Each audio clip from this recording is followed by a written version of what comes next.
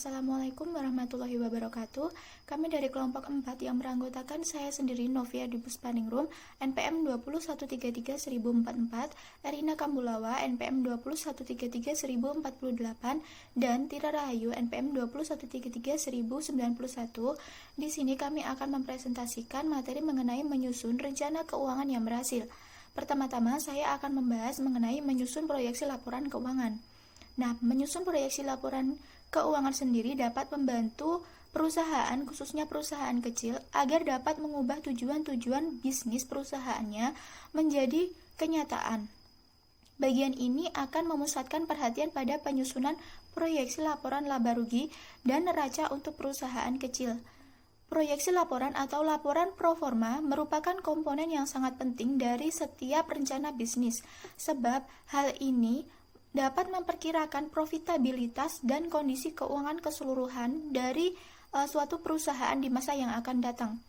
Proyeksi laporan juga merupakan salah satu bagian yang integral untuk meyakinkan calon kreditur dan calon investor agar memberikan bantuan keuangan untuk membantu perusahaan agar dapat beroperasi.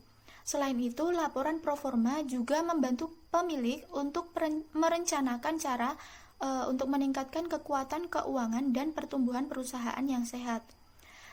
Ketika membuat laporan pro forma untuk perusahaan yang masih baru, wirausahawan biasanya bergantung pada statistik yang dipublikasikan dan meringkas kegiatan perusahaan dari industri yang sama.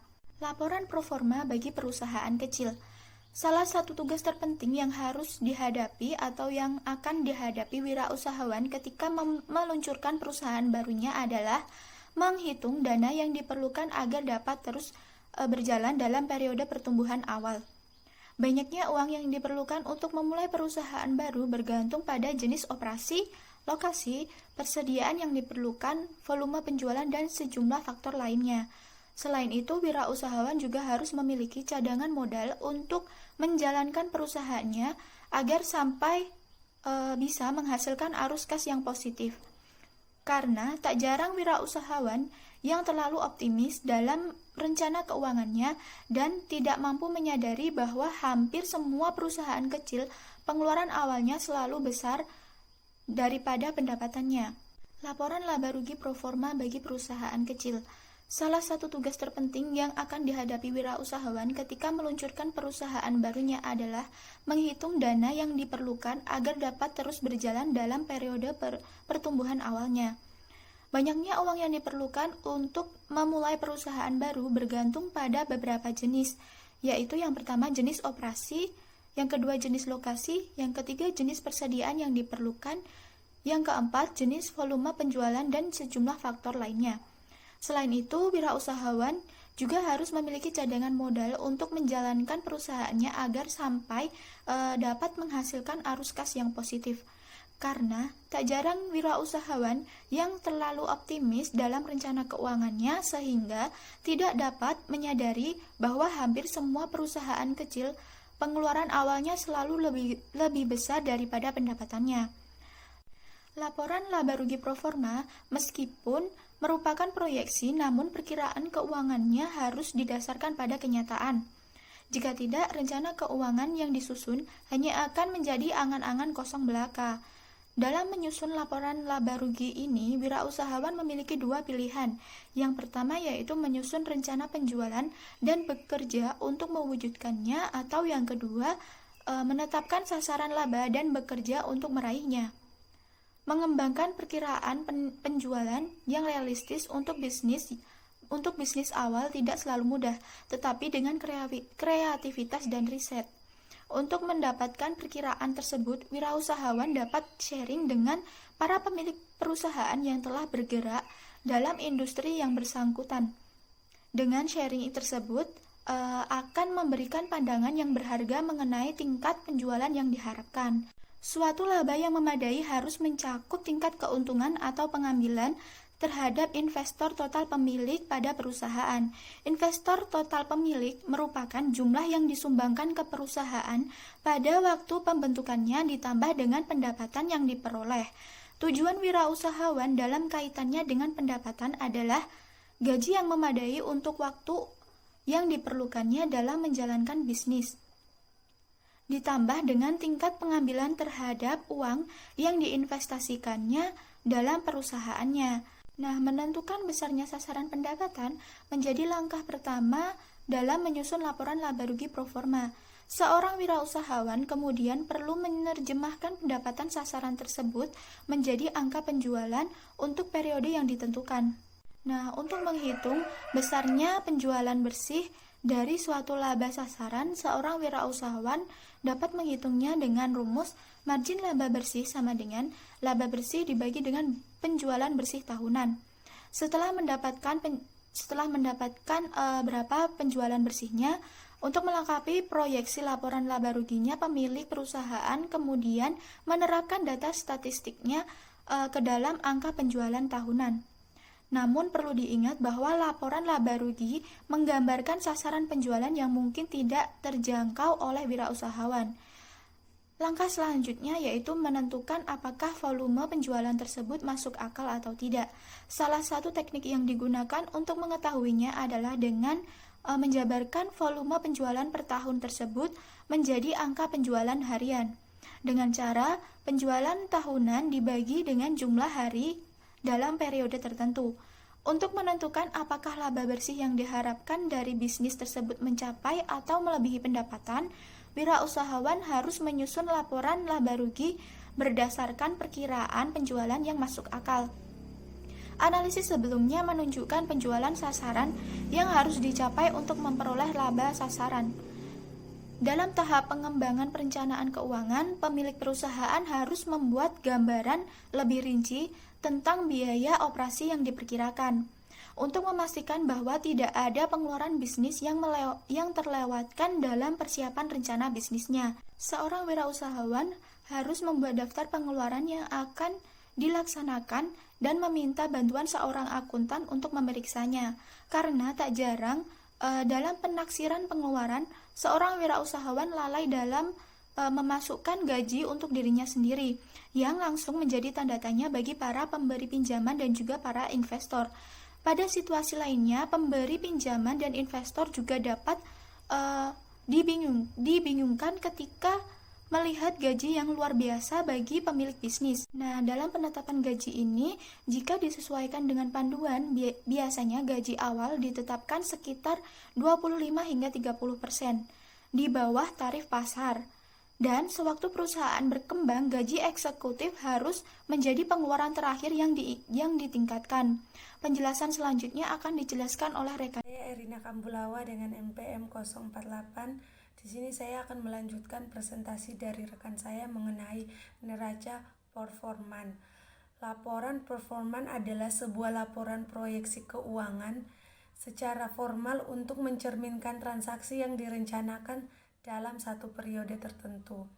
Selain memperkirakan laba bersih dan atau rugi bersih suatu bisnis kecil, wirausahawan harus menggambarkan neraca performan yang menggambarkan aset dan kewajiban awal perusahaan.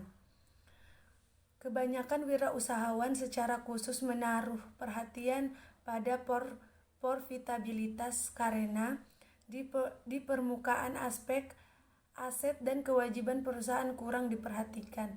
Dalam banyak hal, perusahaan kecil dimulai dengan pijakan keuangan yang lemah. Sebab wirausahawan lalai menentukan total aset yang diperlukan perusahaan. Untuk menghindari kelemahan ini, wirausahawan harus menyiapkan proyeksi neraca yang membuat daftar setiap jenis aset yang diperlukan perusahaan dalam sebuah kewajiban yang muncul sebagai akibat dari pengadaian aset ini. Di dalam neraca performan ada 2 poin. Yang pertama, aset kas. Aset kas adalah salah satu aset yang paling bermanfaat yang dimiliki oleh suatu bisnis. Kas bersifat sangat cair dan dapat dengan cepat diubah bentuknya menjadi aset dalam wujud lain. Dari pernyataan tersebut, timbul pertanyaan, berapa banyak uang kas yang harus dimiliki oleh perusahaan kecil pada saat pendirinya tertentu?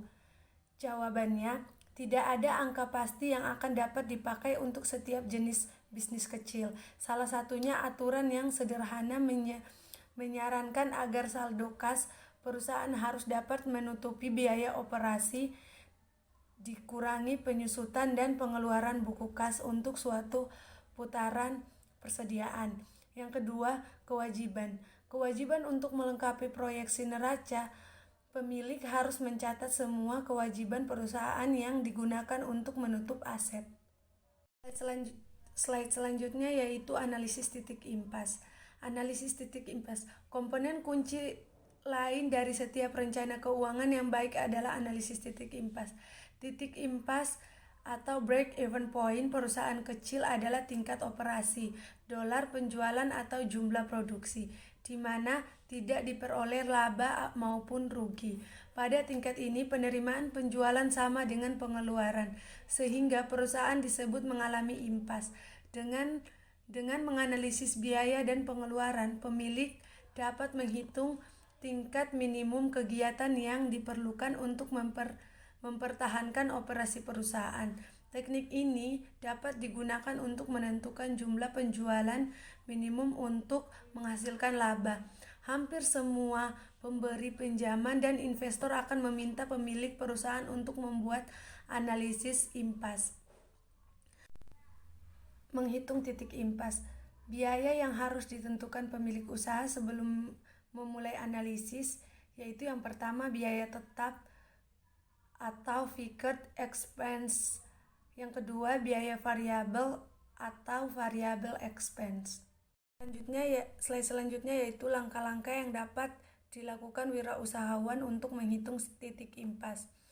Di sini saya akan memaparkan langkah-langkah yang dapat dilakukan wirausahawan untuk menghitung titik impas dengan menggunakan contoh perusahaan kecil Megis Hop. Langkah yang pertama, tentukan biaya yang diperkirakan akan dilakukan oleh perusahaan dengan pertolongan atau suatu anggaran semacam itu. Wirausahaan dapat memperkirakan penjualan, harga pokok penjualan, dan beban pengeluaran untuk periode akuntansi yang akan datang. Contoh Megis Hop mengharapkan penjualan sebesar 950.000 US dollar di tahun yang akan datang dengan harga pokok penjualan 646 US dollar dan total biaya 236.500 US dollar. Langkah yang kedua, mengelompokkan biaya-biaya pada langkah pertama dalam kategori biaya tetap dan biaya variabel. Biaya semi variabel juga dipisahkan. Dari anggaran ini, pemilik lalu memperkirakan biaya variabel termasuk harga pokok penjualan sebesar 705,125 US dollar dan biaya tetap 177.375 US dollar. Langkah yang ketiga yaitu menghitung rasio biaya variabel tetap penjualan biasa. Untuk Megis Hop mempresentasikannya adalah 705.125 US dollar ditambah 950.000 US dollar sama dengan 74%. Dengan demikian Megis Hop menggunakan 0,74 US dollar dari setiap penjualan untuk menentukan biaya variabel dan menyisakan 0,26 US dollar sehingga margin kontribusi untuk menentukan biaya tetap dan untuk menghasilkan laba. Langkah yang keempat yaitu menghitung titik impas dengan menggunakan informasi ini ke dalam rumus berikut. Titik impas penjualan sama dengan total biaya tetap dibagi margin kontribusi dalam suatu persen penjualan.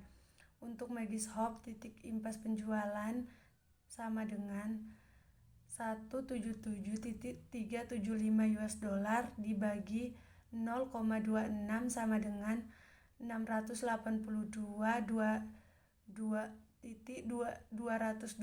US dollar. Jadi margin shop akan mencapai titik impas dengan penjualan senilai 6.082.212 US dollar. Pada titik ini, pendapatan penjualan yang dihasilkan akan mampu untuk sekedar menutupi jumlah biaya tetap dan variabel. Selanjutnya akan dijelaskan oleh teman saya, Tira. Saya, Tira Rahayu, akan melanjutkan presentasi dari rekan saya mengenai menambahkan ke dalam laba. Untuk menghitung berapa penjualan yang harus dicapai suatu perusahaan dapat dihitung dengan menggunakan rumus penjualan sama dengan total biaya tetap ditambah laba bersih yang diharapkan dibagi margin kontribusi dalam satuan persentase penjualan. Selanjutnya, menghitung titik impas dalam unit. Beberapa bisnis kecil mungkin lebih menyukai menyatakan titik impas mereka dalam unit daripada dalam dolar atau satuan mata uang. Pemanufaktur sering menggunakan cara ini. Rumus berikut dipakai untuk menghitung titik impas dalam unit. Volume titik impas sama dengan total biaya tetap dibagi harga penjualan per unit dikurang biaya per unit. Nah, di bawah ini adalah contoh grafik titik impas. Selanjutnya yaitu langkah-langkah untuk membuat grafik yang secara visual menggambarkan titik impas perusahaan atau titik di mana pendapatan sama dengan biaya. Langkah pertama, pada sumbu horizontal, buat skala yang menandai volume penjualan dalam dolar atau satuan mata uang yang diinginkan, atau dalam per unit terjual atau ukuran volume yang lain. Langkah kedua, pada sumbu vertikal, buat skala yang menandai pendapatan dan biaya-biaya dalam dolar atau satuan mata uang lain. Langkah ketiga, gambarlah garis biaya tetap yang memotong sumbu vertikal pada tingkat nilai dolarnya sejajar dengan sumbu horizontal. Daerah antara ini dan sumbu horizontal mewakili biaya tetap. Langkah 4, gambarlah garis biaya total yang menandai ke atas, mulai pada titik di mana garis biaya tetap berpotongan dengan sumbu vertikal. Lokasi persis dari garis biaya total ditentukan dengan menggambar biaya tetap yang terjadi pada volume tertentu. Biaya total untuk tingkat penjualan tertentu diperoleh dari rumus berikut. Total sama dengan biaya tetap tambah biaya variabel yang dinyatakan dalam persen penjualan dikali pengeluaran tingkat penjualan. Selanjutnya, langkah kelima, dimulai pada titik asal sumbu grafik. Gambar garis pendapatan dengan kemiringan 45 derajat yang merupakan tempat titik dengan total volume penjualan sama dengan total penghasilan. Langkah keenam yaitu tentukan titik impas dengan memotongkan garis total biaya dengan garis pendapatan. Yaitu menggunakan analisis impas. Analisis impas merupakan alat perencanaan yang bermanfaat untuk calon pemilik bisnis kecil, terutama sewaktu mendekati calon pemberi pinjaman atau investor. Menghitung titik impas untuk suatu usaha yang baru berdiri adalah hal yang paling penting karena titik impas memberitahukan kepada wirausahawan berapa volume minimum penjualan yang dibutuhkannya untuk tetap dapat beroperasi dalam bisnis tersebut dalam jangka panjang. Analisis titik impas memiliki beberapa keterbatasan. Selain itu, ketepatan analisis bergantung pada keakurasian perkiraan pendapatan dan biaya. Jadi, asumsi-asumsi yang melandasi analisis titik impas ini mungkin tidak realistis untuk beberapa jenis bisnis. Perhitungan titik impas mengandaikan bahwa biaya tetap akan selalu konstan pada semua tingkat penjualan dan bahwa biaya variabel berubah langsung secara proporsional dengan perubahan penjualan serta perubahan volume penjualan tidak mengubah harga jual. Namun demikian, terlepas dari pengadaian ini, hal itu tidak lalu berarti bahwa analisis ini tidak bermanfaat.